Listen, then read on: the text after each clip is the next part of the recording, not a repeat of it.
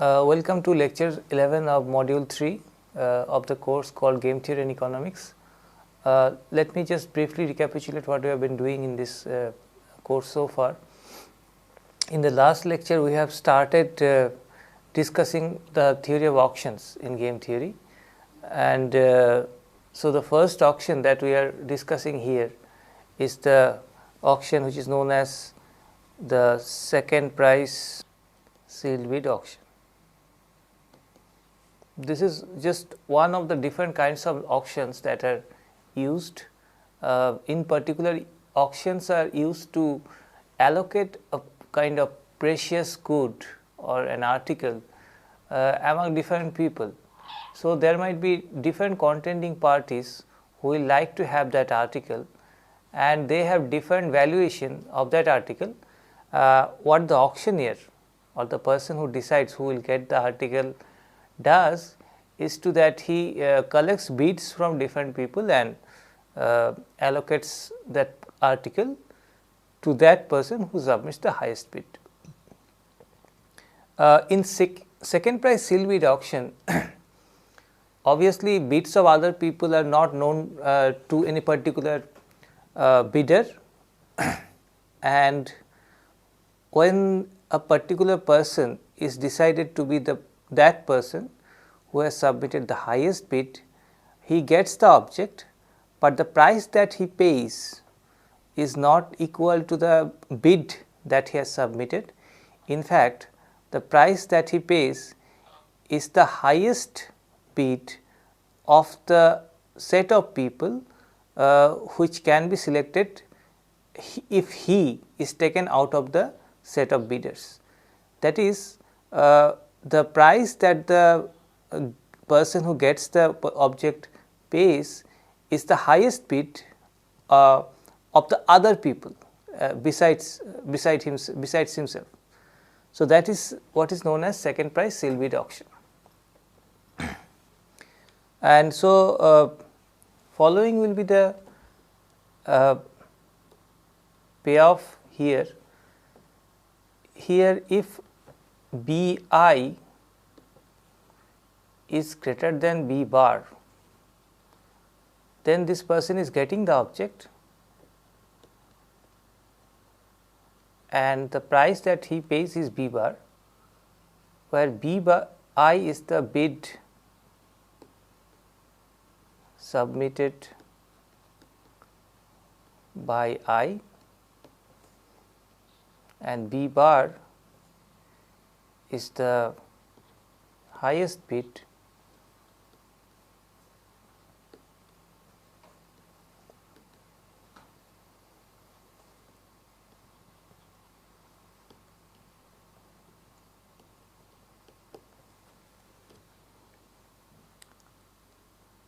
so this is the case if B I is greater than B bar. However, person I will get the object not only in this case, but also in the case when B I is equal to B bar. So, if B I is equal to B bar and I is less than the indexes of people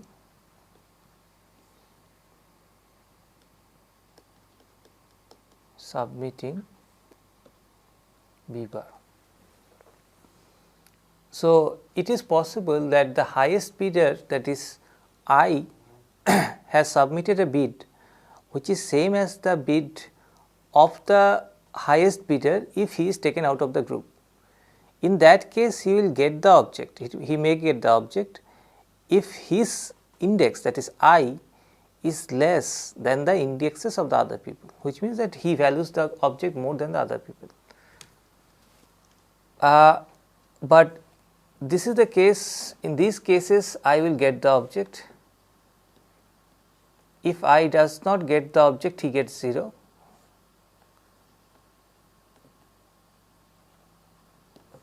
So, we write the payoff is 0 otherwise.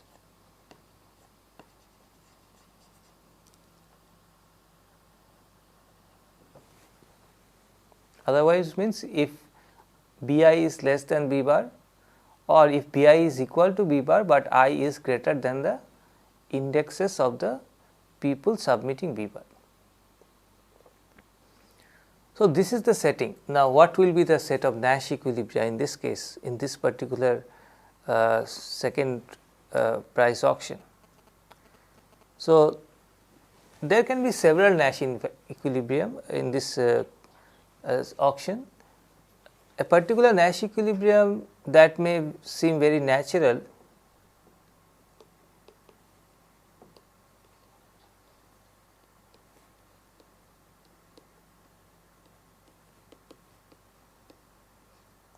is this one. The speciality of this Nash equilibrium is very obvious.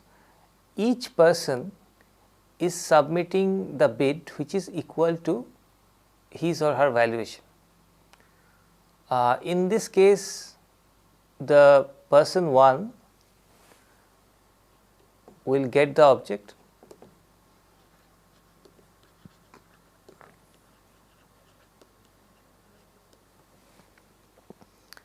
and the price that he will pay is equal to V2. V2 is the second highest bid here.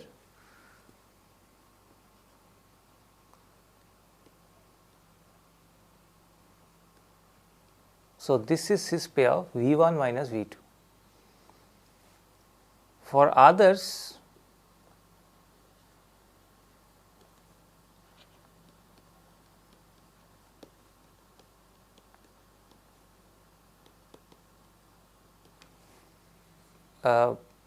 payoff is 0. So, this is I am claiming that this is a Nash equilibrium. Why? Why this is Nash equilibrium is because if player 1 deviates, suppose he deviates and bids something more than B1, which is equal to V1 here. So, if he bids more than V1, then he is still getting the object and his payoff remains the same. So, by bidding more, you are not improving your payoff. If he bids less, then as long as this less bid is more than V2, again his payoff is remaining the same. If he bids less than V2, then he does not get the object and then his payoff becomes 0, which is strictly worse off. So, by changing the bid, player 1 is not better off. So, that is why from player 1's point of view, he is doing the optimal thing. What about other players? If any other player, suppose player 2 bids more than V2, as long as he is bidding less than V1 or equal to V1, he is not getting the object. So, his payoff is remaining 0. He can get the object if he bids more than V1, but if he bids more than V1, if B2 is more than V1, then what is the payoff? It is V2, which is his valuation, minus V1, because in that case the second highest is V1 and which we know is less than 0. Player 1 by deviating and bidding something more than V2 is not better off, he can be strictly worse off. And obviously, by bidding less he does not make any difference to the outcome. So, his payoff remains at 0. And this kind of logic can be extended for other people also, other bidders also. As long as they are bidding less than or equal to V1, their payoff is going to remain at 0. If they bid more than V1, then they can get the object, but the payoff becomes negative. So, this is why this is a Nash equilibrium.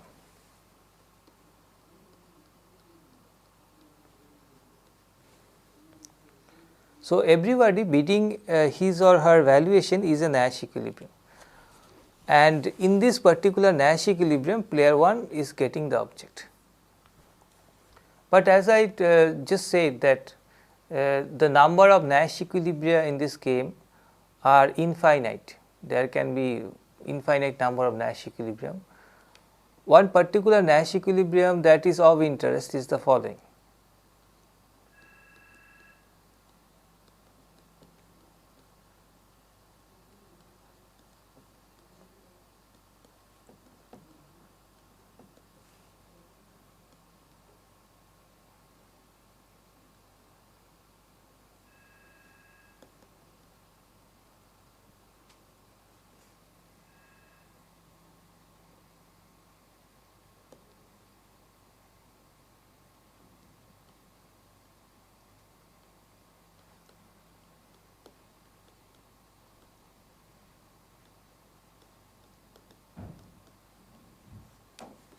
This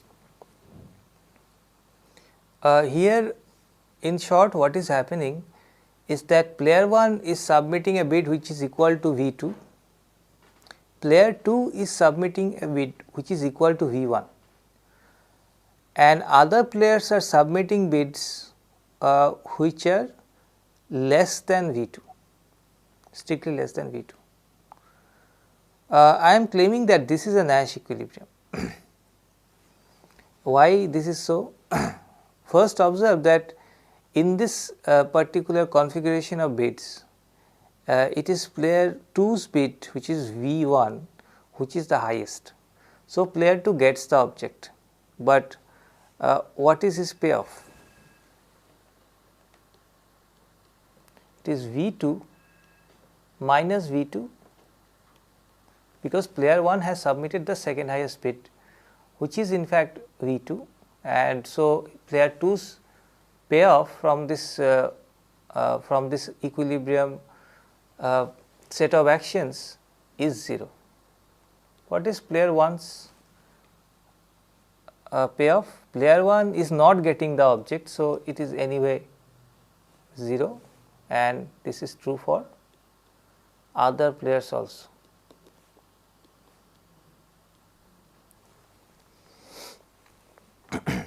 Now, in this case, if player 2 deviates, if player 2 can deviate to from V1, he can deviate to something less.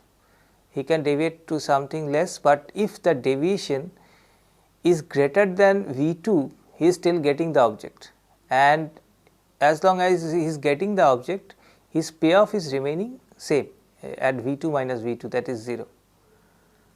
By bidding more, again he is still getting the object, so the payoff remains same 0. If he bids equal to V2 or less than V2, then what happens? Then he is not getting the object, but even if he is not getting the object, his payoff is remaining 0. So, by deviating, player 2 cannot improve the payoff. So, from player 2's point of view, this is optimal. From player 1's point of view, is this optimal? Player 1 is bidding V2. Now, he can get the object if he bids more than V1, but if he bids more than V1, what happens? Suppose B1 is more than V1, what happens to U1 then? U1 is equal to minus V1. This is the valuation and this is the price that he pays, because player 2 is bidding V1. So, his payoff remains 0 even if he gets the object, and obviously by doing something else, by bidding less than V1, he is not getting the object, and therefore, in fact this is true even if it is equal to V1. So, by bidding less than V1, he is not getting the object, so the payoff remains at 0. Hence, by deviating, the player 1 is not being better off. And this is true for other players also, that is player 3, 4 n. All of them can get the object, but if they get the object, in fact their payoff is going to be negative, because V I minus V 1 will be the payoff, and where I is, and we know this to be a negative thing. So, this set of actions is indeed a Nash equilibrium.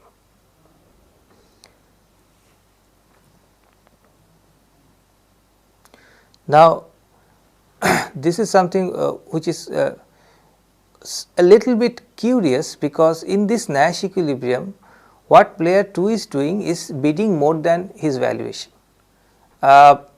That is, he is bidding V 1 which is greater than his valuation, which is V 2. And it may seem a little unnatural, because a player is risking the case, player is risking a lot in fact, if he is bidding more than the valuation, because if the second highest is also more than the valuation, then he is going to, the first player is going to make a loss.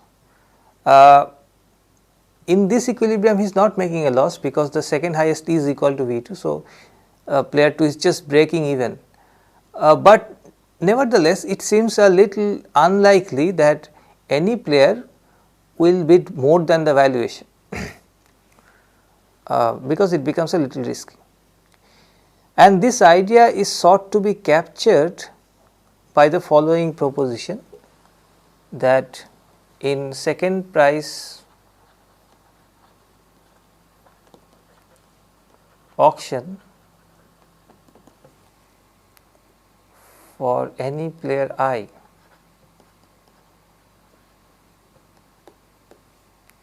V I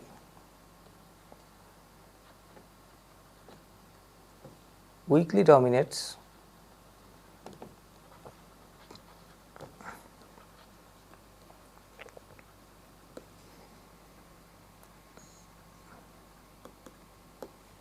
all other actions.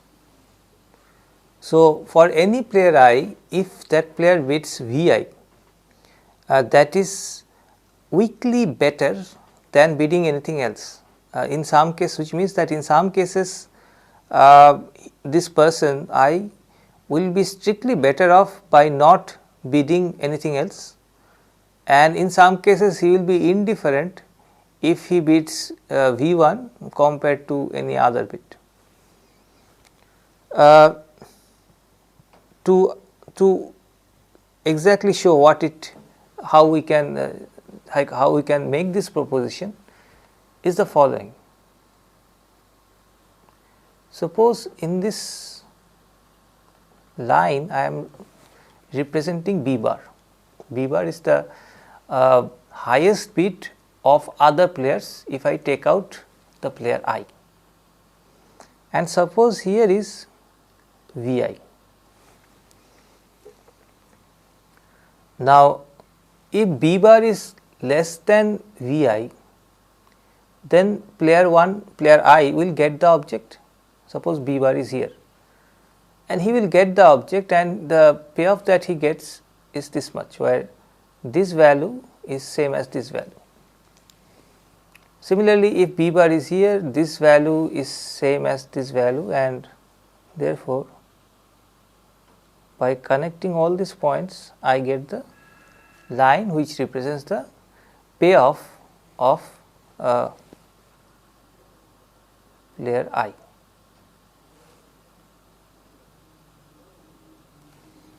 And if B bar is equal to V I, it does not matter whether I gets the object or does not get the object, the payoff remains 0, because even if he gets the object, the price that he pays is equal to V I.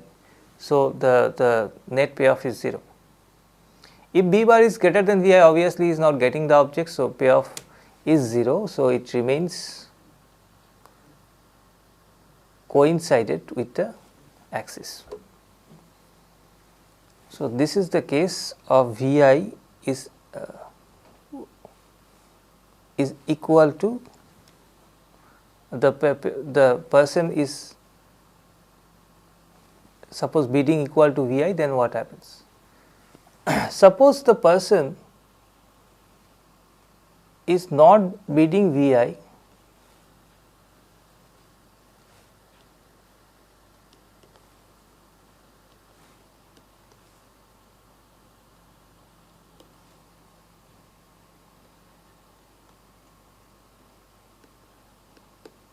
but less than Vi. Suppose he is bidding Bi dashed.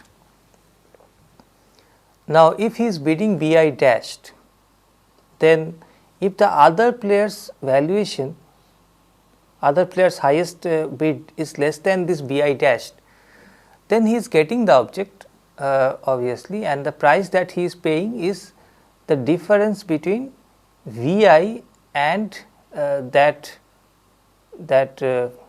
B dashed. So, this part is same as this part. So, this is 45-degree line once again. But if B bar is greater than B dashed, then this person is not going to get the object. So, at this point it stops here, and after this B bar is greater than Bi dashed, the person is not getting the object, therefore, the payoff is going to coincide with the horizontal axis. Remember, if he had bid equal to V, in these cases he could have got more than what he is getting right now. So, this dotted line is what he could get if he had bid equal to V. What happens if he bids more than V?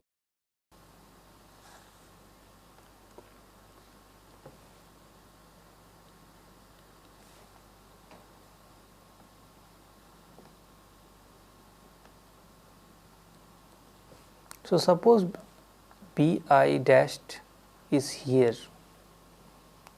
Now, obviously, for all these values of B bar, this is B bar.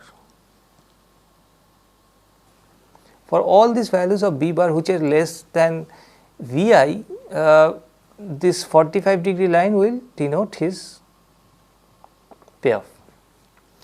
Now, if his bid is Bi dashed and B bar is here, then he is getting the object, but he is getting the object and his net payoff in that case is negative. It is Vi minus B bar. So, I have this extension of this 45-degree line here, and this goes all the way until I reach Bi dashed. So, I am basically venturing into the negative territory, which I was not doing here, and that means by comparing all these three possible cases, the person is at his best, he is doing the optimal thing by bidding only Vi, by not bidding something more. If he bids something more, then in some cases he is worse off. If he bids less, again in some cases he can be foregoing a payoff which he could have earned if he had bid Vi. So, that is the idea. So, in terms of this is Vi, and suppose I am considering this Bi dashed which is less than Vi. If B dashed is here, I could have earned this value by bidding Vi. By bidding Bi dashed, I am not getting that value because this good is going to someone else. That is the idea. So, bidding one's valuation Vi is weakly better than bidding some other valuation.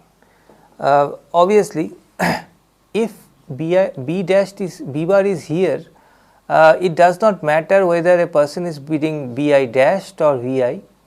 In both cases, the person is getting the object and the payoff is this much. So, in some cases the payoff from both the actions, from these two actions are the same, but in some cases Vi is giving the person a better payoff. That is why this is a weakly dominating action.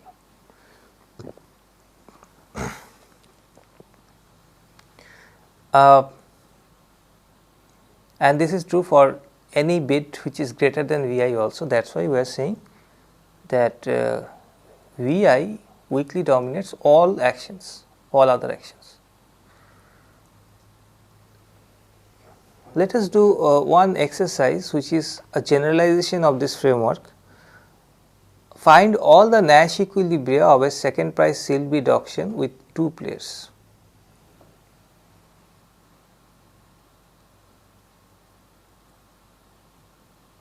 We have seen that there are plenty of possibilities of Nash equilibria here, and in particular it is not necessary that person 1 will get the object. It may happen that person 2 gets the object. So, if I take a simpler case of 2 people, not n people, just 2 bidders, then how will the complete set of Nash equilibria look like? So, let us try to solve this problem.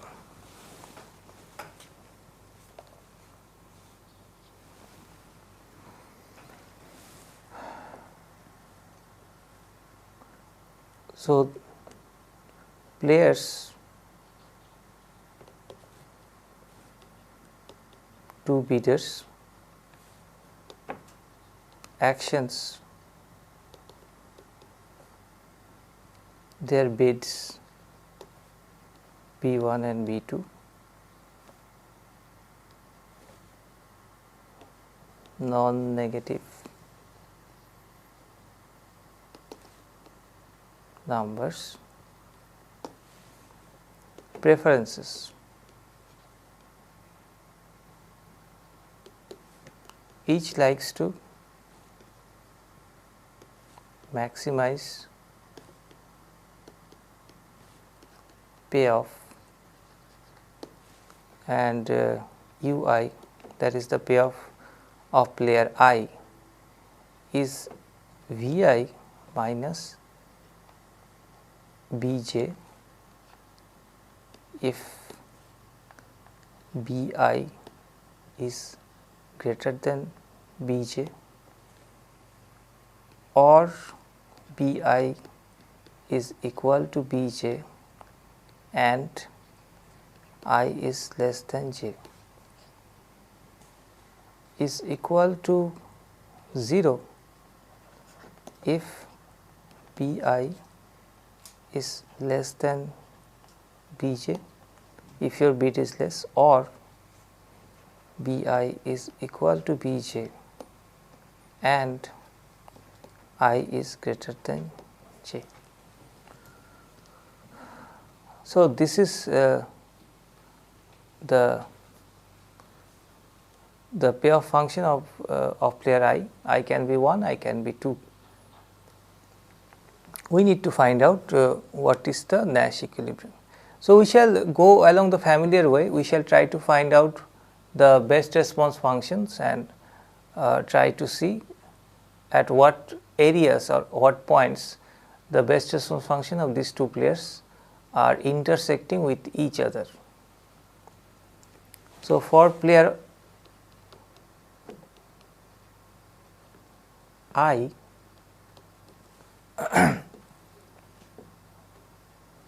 Bi, Bj, this is what we need to find out. Remember, what is important here is how different Bj, this small Bj, is compared to the valuation of player I. If for player 1, suppose if Bj, that is a bid of player 2, is less than V1, in that case it will be worthwhile for player 1 to outbid his rival. And how does he outbid the rival? He bids either equal to his rival or he bids more than the rival. In both the cases he is indifferent because he is getting the object and paying the price which is same as B2. So, let us write down the best response function instead of the general case, write down the best response function of player 1. So, this is B1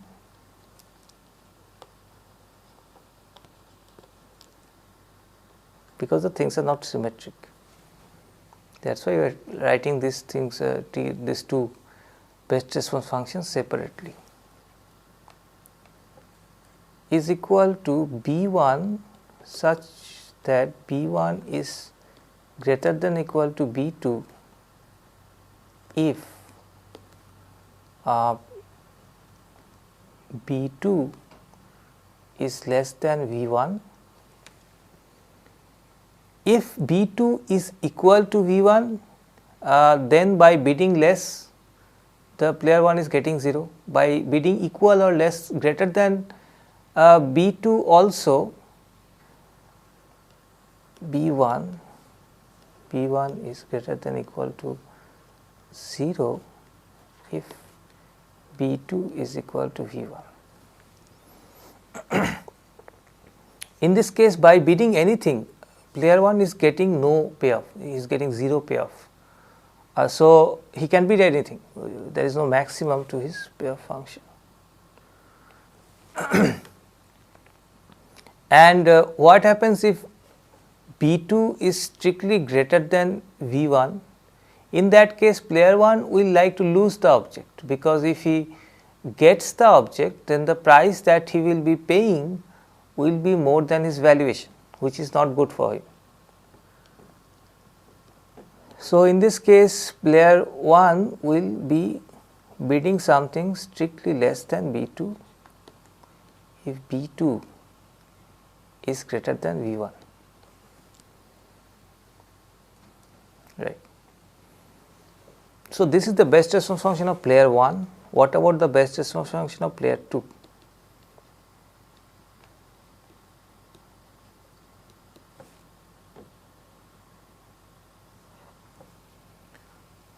Likewise, if B1 is less than V2, then it is worthwhile for player 2 to win the object.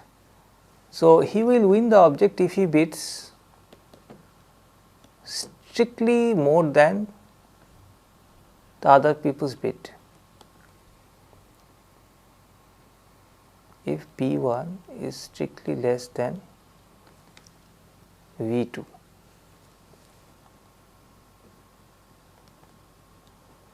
If B1 is equal to V2, again player 2 gets nothing. Even if he gets the object, he is getting nothing. If he does not get the object, obviously he is not getting anything. So, in this case, B2 is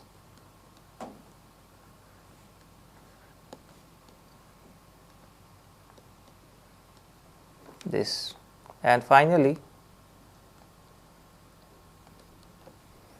if B1 is greater than V2, player 2 will like to lose the object.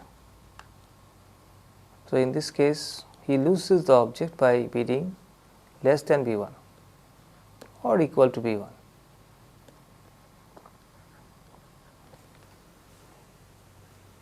So, this is the complete best response functions of two players. We shall now plot these two best response functions and try to see what are the overlaps. So,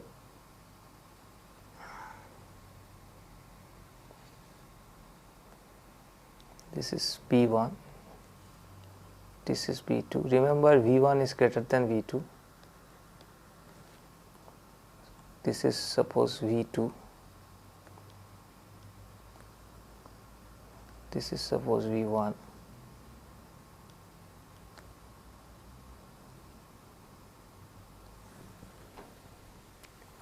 If B2 is less than V1, then player 1 will like to bid more than B2. So, I have this 45-degree line dotted. If B2 is less than B1, player 1 is bidding more than player 2.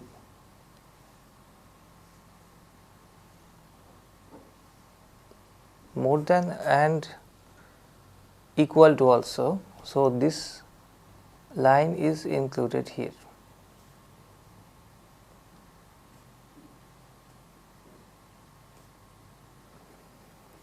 If B2 is just equal to V1, any value. So, this is the 45-degree line point, this horizontal line is included.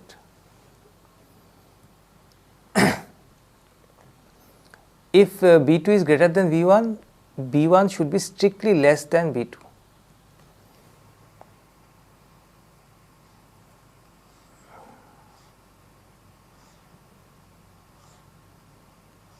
So, this 45-degree line is no longer included.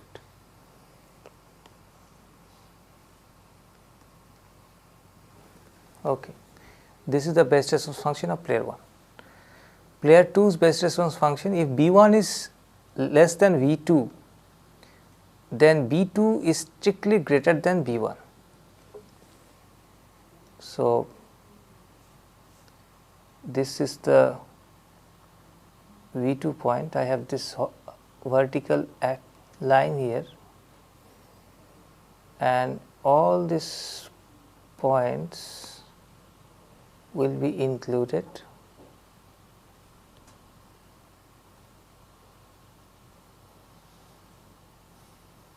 But the points on the 45-degree line will not be included.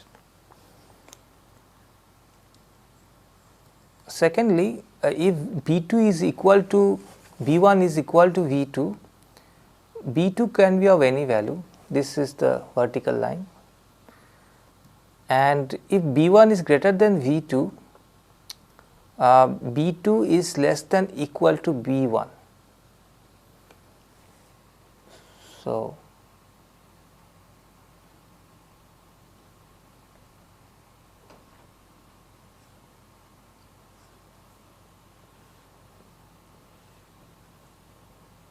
this line is included.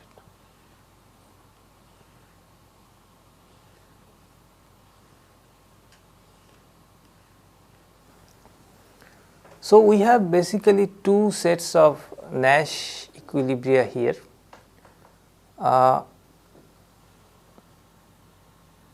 One is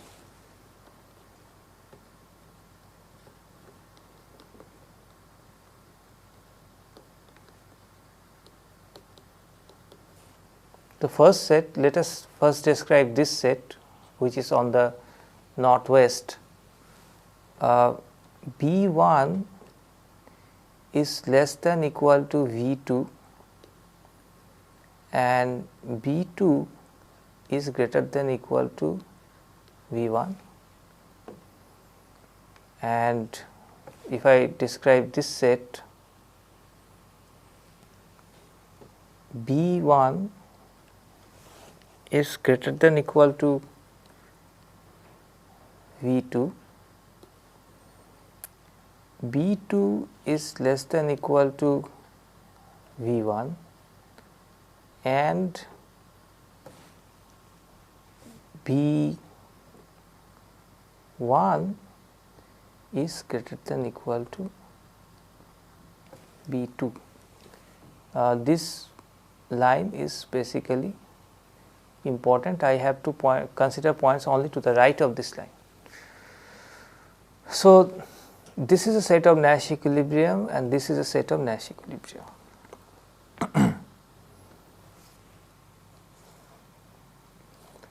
It is obvious why these are Nash equilibria, just a little bit of discussion is required here. Let us consider this Nash equilibria, this set of Nash equilibria.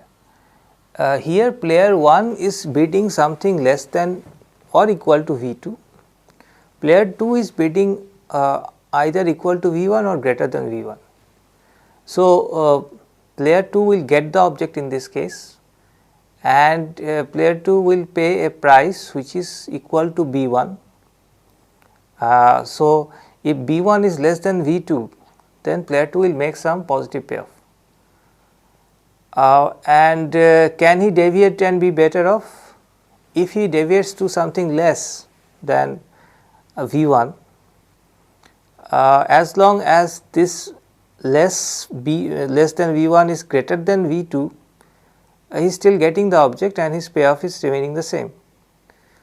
If he bids less than B1, then he loses the object. So, his payoff becomes 0.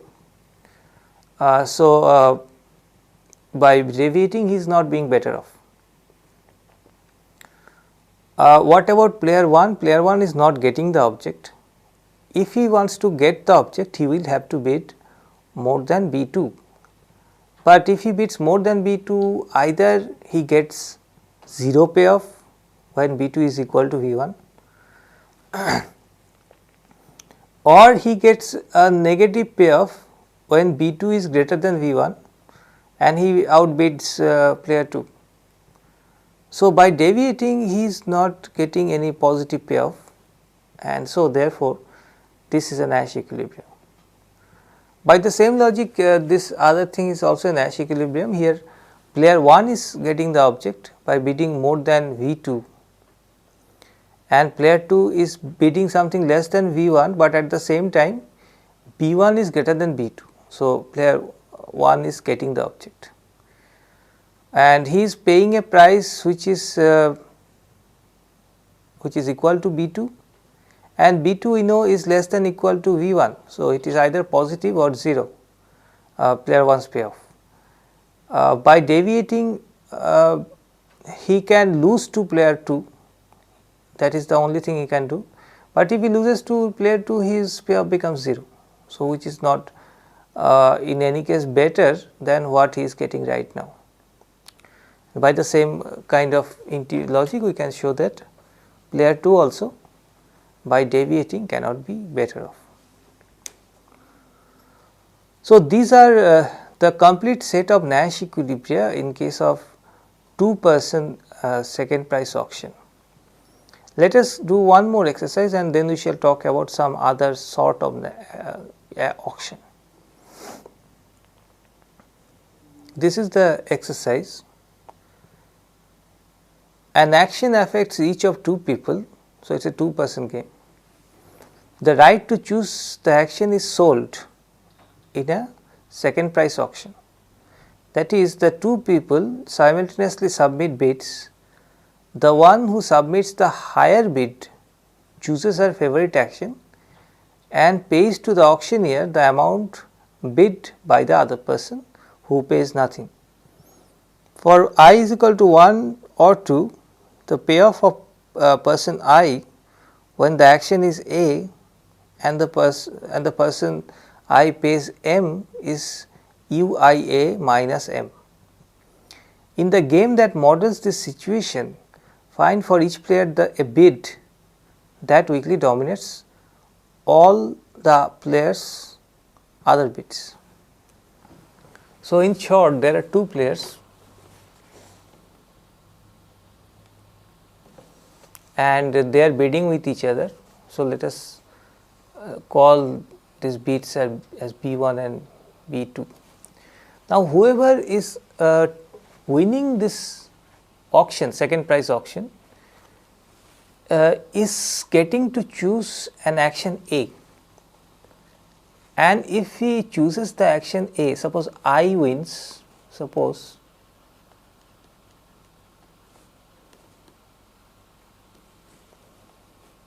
then the payoff for I is UIA minus BJ, J is not equal to I.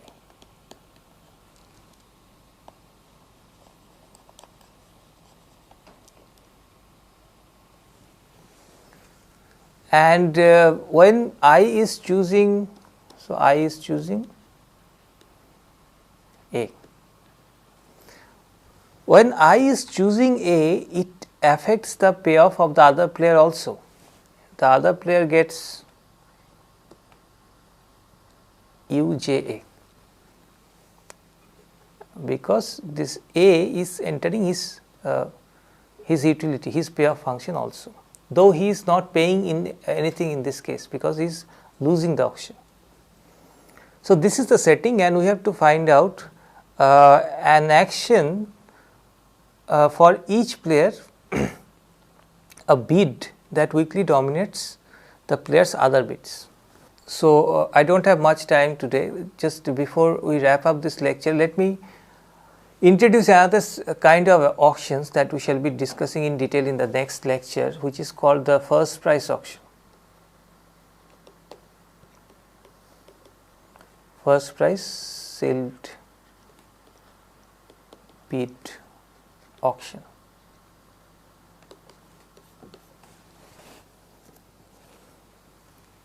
Now, unlike the second price sealed bid auction, here the story is the following.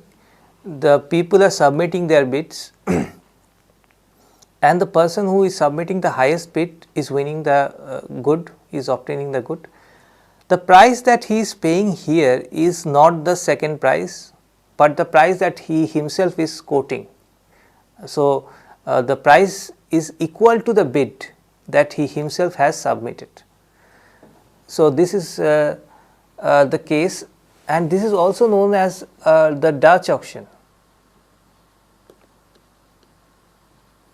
The other one that we had discussed before, the second price, is known as the English auction.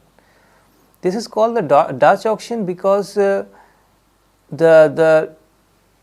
counterpart, the sequential counterpart of this auction, if this auction is conducted sequentially, it has a real life example, and in Holland this used to be a common practice, that the price that is announced by the auctioneer, it does not start from below, but it starts from above, and then it comes down. So, the auctioneer announces a very high price and asks the bidders whether is there anyone who is ready to pay that price. If he finds no one, then he reduces the price a little bit. As soon as he gets any particular person who is ready to pay that price, that person gets the good and pays that price which he said that he will be ready to pay. So, in this case, you see the story that we had, it is a competition between the two highest bidders, and the highest bidder is going to pay a price which is very close to the price offered by the second highest bidder, does not hold. Here the highest bidder is himself paying the price which he is quoting. Second highest bidder is not material, he does not matter in this particular outcome. So, that is why it is called a Dutch auction. We are going to look into the other aspects of this Dutch auction in the next lecture. Thank you. Why is bidding one's own valuation weakly dominates other bids in the second price sealed bid auction? So, in second price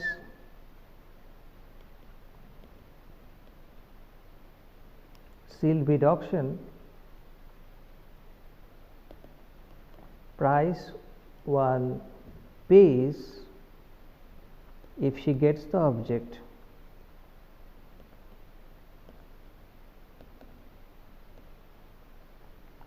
is not equal to BI. Okay. So, because this is the price that I pay, if I get the object, is not my bidding, but the second highest, but the price of the highest price of the other players. So, this is why this is called second price sealed bid auction. It might happen that the other price is less than what I have bid. Now, if the price that I am paying is not my bid, then bidding more or less, I am not affecting my payoff.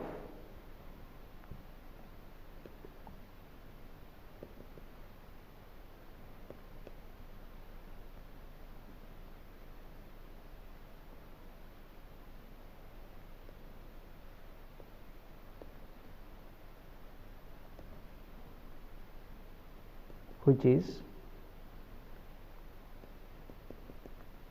Vi minus B bar. B bar is decided by someone else, Vi is given from outside. So, Ui is independent of the bid that I submit. However, by changing Bi, changing my bid, I can change the chance of my getting the object. Okay. So, that is the only difference it makes to the payoff by bidding more or less. Now, there might be some cases, okay, if I consider Bj which is greater than Vi. Now, here Vi, if Vi is equal to Bi, then the player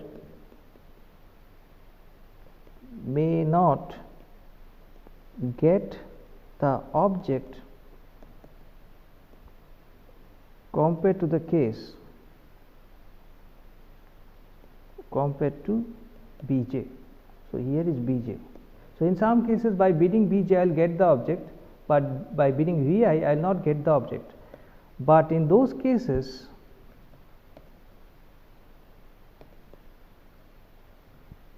bidding Bi is strictly worse, because these are the cases where this will happen.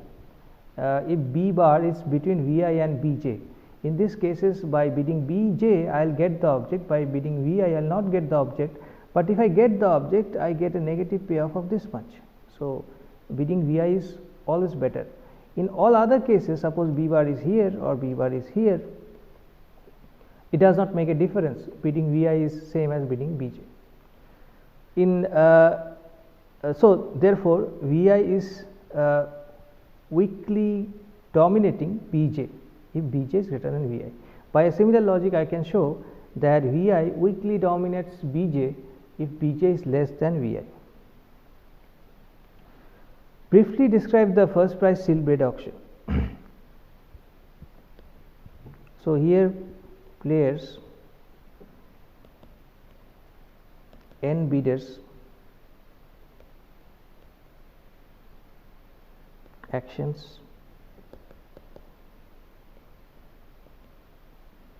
set of bids which are non-negative numbers,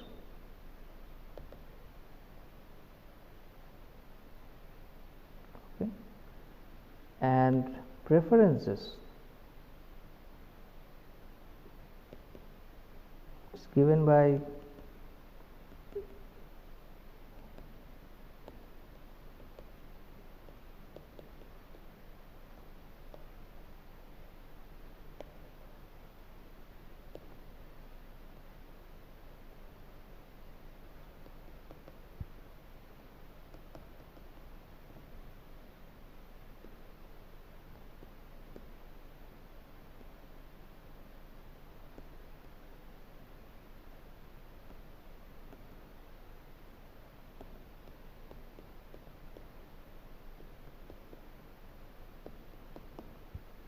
So, in these two cases where if I bid more than the other player's bid, then I get the object, and the price that I pay is same as my bid, which is Bi, and my payoff is therefore Vi minus Bi. Or it might happen that I am bidding same as the highest bid of other players, but in that case also I can get the object if my index is less than the players who have bid B bar. In that case also I will get the object and get a payoff of this. If these two conditions are not satisfied, then I get 0.